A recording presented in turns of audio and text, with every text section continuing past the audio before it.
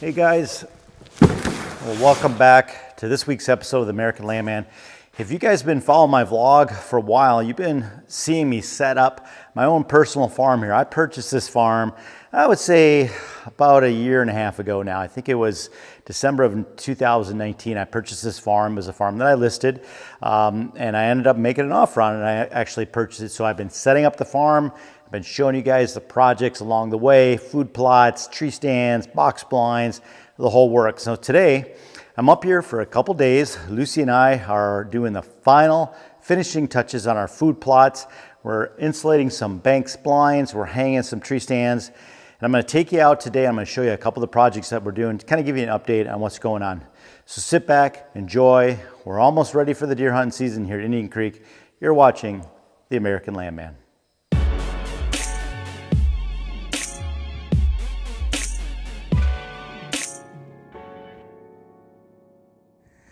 This is my Brassica plot. I call Joe's plot. And the pH on this was 5.7. And I treated it with glyphosate. And those are all Brassicas that are coming up. Some areas come up better than others. And I got a little white clover that I put in there. It's not, this whole thing is looking okay. I'm hoping I obviously get more growth from this, but today I'm going to put cereal rye grain on top of this because there's areas like this where for whatever reason the brassicas didn't take very well, and I'm actually thinking that it could be an issue related to pH. I just don't know how, I don't know what the pH is, and it was at 5.7, so it needs to be above 6. Hopefully the deer grow worked. I got some deer grow. I may spray it on today to see what happens, but I'm definitely putting rye on top of this today. Hey guys, welcome back. I'm on my farm today doing a little seeding. I got my solo spreader and I am planting cereal rye grain, and I'm in a soybean field. This is a bean field. It's about an acre in size, and I broadcast this and you can see that it came up pretty good, but I got some bare spots like this.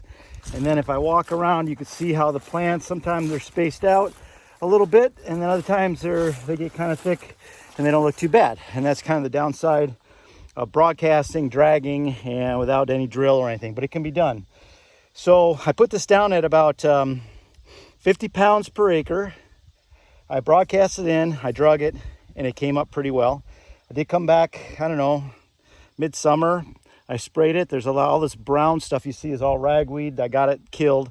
And then it opened up the soil like that. And so these spaces down here, what I'm doing now is I'm coming in with the spreader and I'm hand seeding. I'm going to put down 120 pounds of cereal rye grain. So that's 3 bags.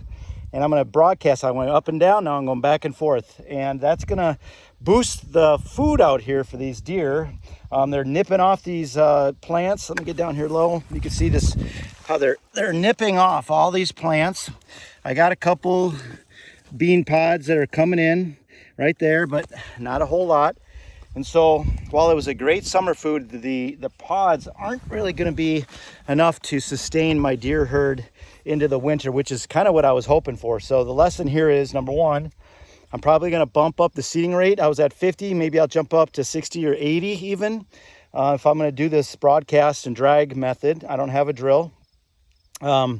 Secondly, I might go for a forage type bean. This is an ag bean, a Roundup Ready. I might go to a forage bean like Eagle.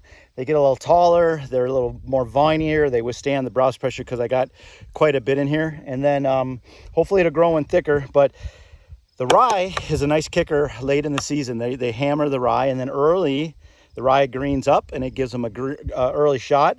And then what I plan on doing is I'm going to roll this down and spray it, or if I get a crimper, I'm going to roll or crimp this in the spring after I broadcast my beans back into this, or if I'm doing corn, we're going to see what I do here. But I'll have, chest high, hopefully, rye in here, and I'm never going to break the soil. That's the goal here. My soil is really dry.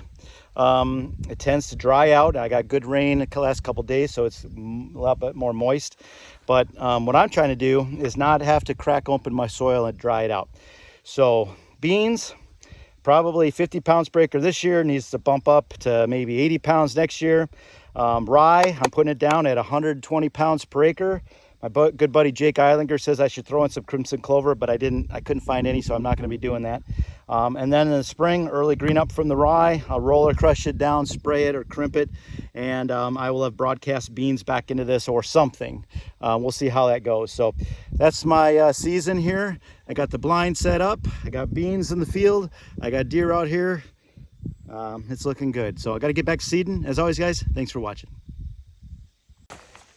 You know, one thing that I've learned with these beans is it doesn't take a lot of equipment to actually get a pretty decent crop, as you can see here. You know, as I said, I did this at 50 pounds per acre. I probably bumped that up because there's quite a bit of space down here like this, little spots everywhere. But now I'm coming in and I'm combining the green in the summer, which is good for browse, but these bean pods that they're forming like this, I don't have enough bean pods here that I feel to really make a difference. I'm gonna, once they get in here after they turn brown and I get some cold weather, they're gonna eat that all up. So I'm giving it a little bit of a kicker with the rye, which will also help suppress the weeds next spring. So I learned that you could come in to these fields. It doesn't take a lot of equipment to plant beans. That's just broadcasted and drug, and that's it. I'd probably plant more beans for sure next time. 1 acre field is adequate for my deer herd, but there's a lot of heavy browse pressure, which could be why I'm not getting a lot of bean production. My soil is really dry, so I'd like to have it shaded a little bit by a little thicker foliage. Maybe I'd get better bean production because I'd be protecting it from the wind and soil erosion, the sun drying out and baking the moisture out of them. But overall, as dry as it's been, this is like 3 rain events. They look pretty good. I'm able to come in here with my sprayer. I've got a 45 gallon sprayer in the back of my Gator, and I'm able to come in, spray, just roll right over the top of these in June, spray this is all ragweed right here, spray it dead, and it works really good. Those beans just lay down, pop right back up. You can hardly tell I was here. So some good lessons. I would plant beans, but you gotta have enough space, and it doesn't take a lot of equipment. Okay, I'm going to take you guys over to a brassica field. I'm going to walk through my screening. This is Conceal by Whitetail Institute right here. Did okay. Not as tall as I'd like, as you can see, mainly due to the rain. And I'm coming into a field that I sprayed dead. So this is all thatch, and this is what it looked like. I sprayed this 3 times, and I got this really dry thatch here. And then I came in and I broadcast Sweet Feast Brassica Blend, and that's what we have here. This Brassica Blend is doing pretty good. I came back after I checked my soil pH. I had a pH of probably 6.1 back here, I think. And I broadcast this Sweet Feast. I've got some weeds, you can see. I didn't get them all, but I got pretty good tonnage here. And this is looking pretty good. So I came in with 50 pounds of nitrogen about a week ago, right before rain, and it's starting to jump up. So I think I'm going to have a pretty good brassica plot here. This is about 1 acre in size. This is hopefully going to bring them in the fall and complement the soybeans and the rye. I may overseed rye into this because next spring I want to set myself up for an early green up and start conditioning the soil, and then I'll start the same thing. My rye will jump up.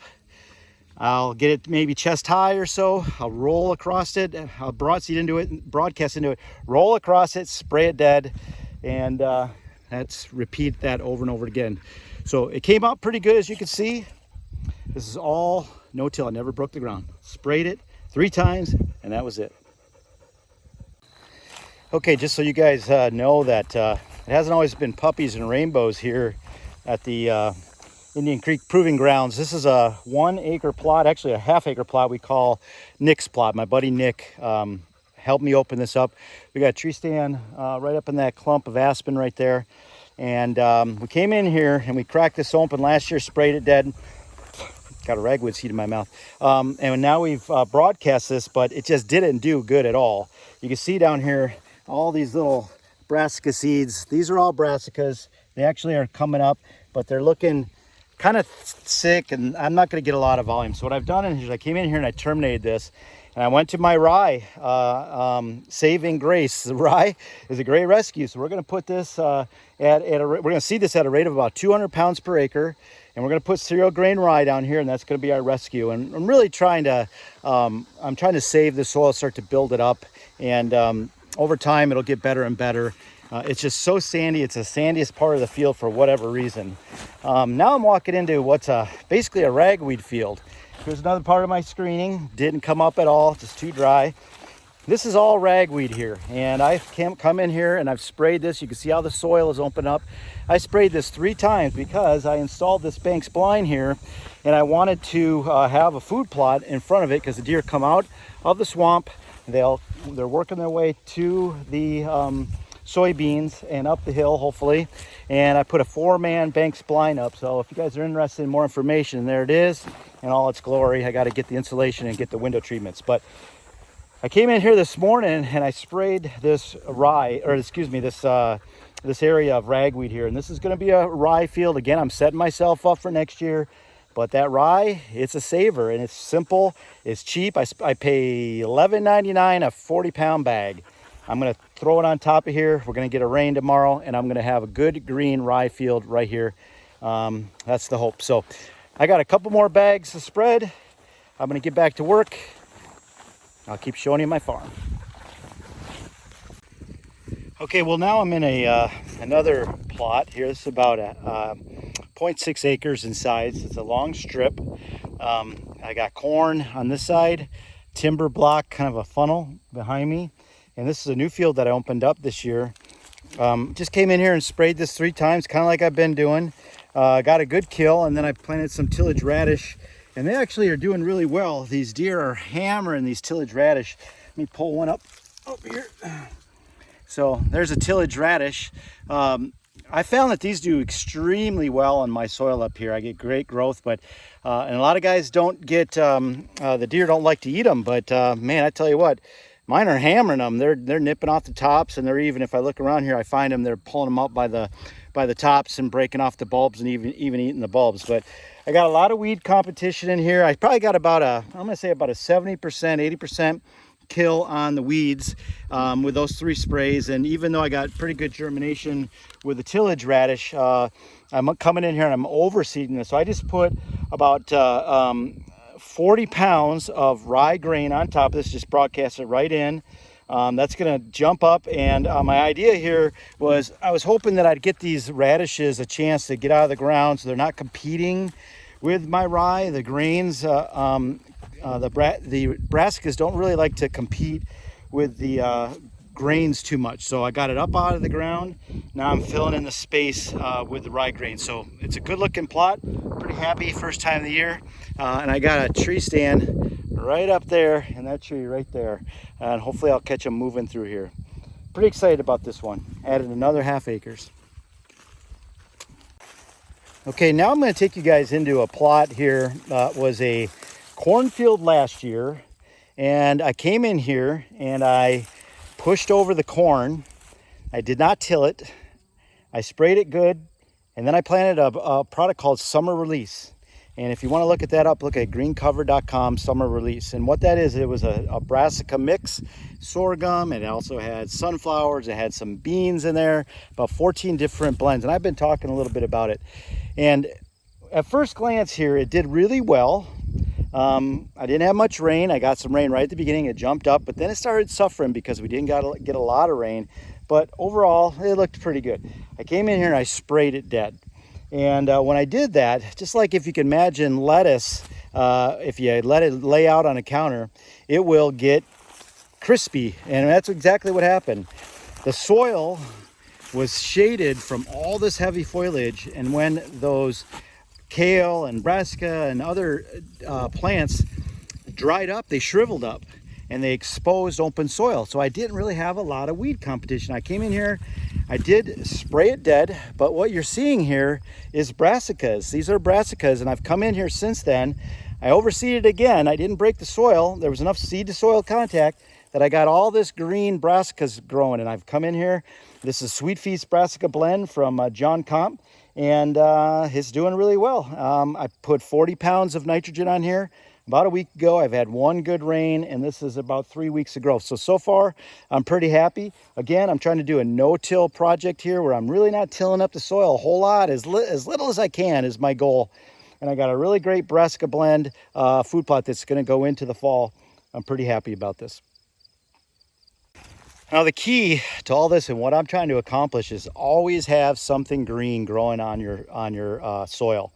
I never wanted it exposed because then it gets beat by the wind, you lose topsoil. It gets beat by water and it compacts it. It gets baked by the sun and it dries it out. I found that my soil being as sandy as it is, I need to conserve every ounce of moisture that I do get on here. And this year I had 3 rain events. That's it.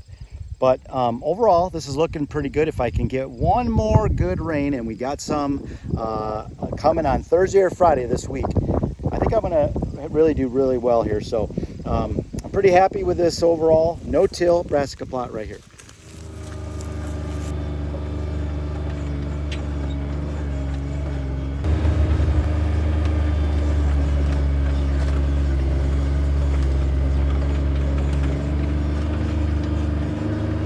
Okay, well, this is Joe's plot. It's about a 1.5 acre plot that we made, and we got it planted in brassicas, and I put a little rye on it today. But what we're here to do is we're going to insulate this Banks outdoor blind. This is a 4-man version, and I've got it situated because as I sit and look at the food plot, the deer come out of the trees to my right. And I've got maybe a 35-yard shot to the wood line, so I got a nice little pinch point that I'm making here. Eventually, as this matures, my hope is that I'm gonna plant some screening material around here and kind of block my entrance and exit a little bit better. But I think it's gonna be a good setup. But today we're here to do a little insulating with the insulation kit that comes with these blinds for an added cost. And we're gonna get this thing insulated, get it set up, and then we're gonna leave it alone and let it just stew and sit and marinate, waiting for the season to start. So I'm gonna get going on that. Come along, I'll show you what I do. Well, these insulation kits are actually pretty simple.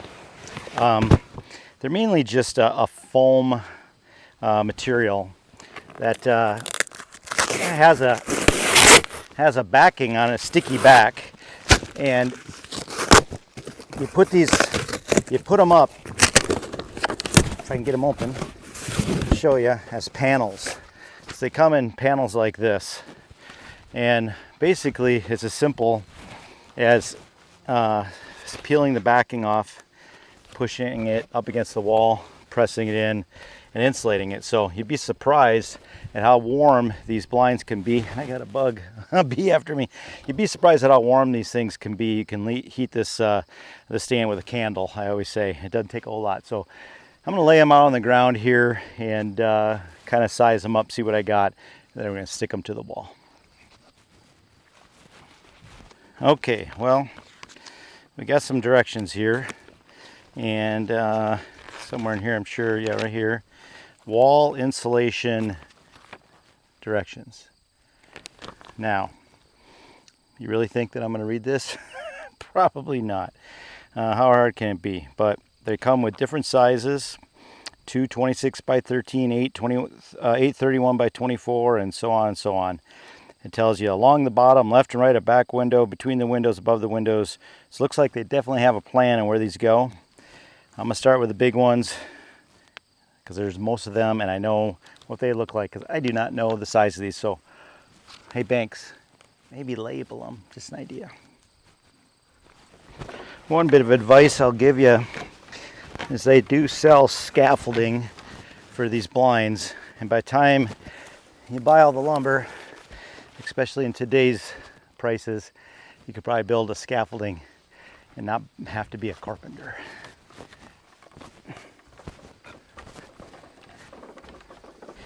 Okay, well that is about it. We got the insulation in, it went in pretty good. Next we got to do the stealth screen, but I got to clean my windows. But overall, a pretty simple process. So, hey guys, I hope you've enjoyed this episode. I'll tell you what, It's a lot of work, but there's nothing like owning your own piece of land. There's nothing like it. So if you haven't experienced it, I'd sure like to help you. And I appreciate you following me here. And hopefully I'm giving you some tips on how you can buy your own piece of American land. Hey guys, as always, please subscribe, hit that like button. If you have any questions, comments, anything, give me a call, type them below. I'll try to get back in touch with you.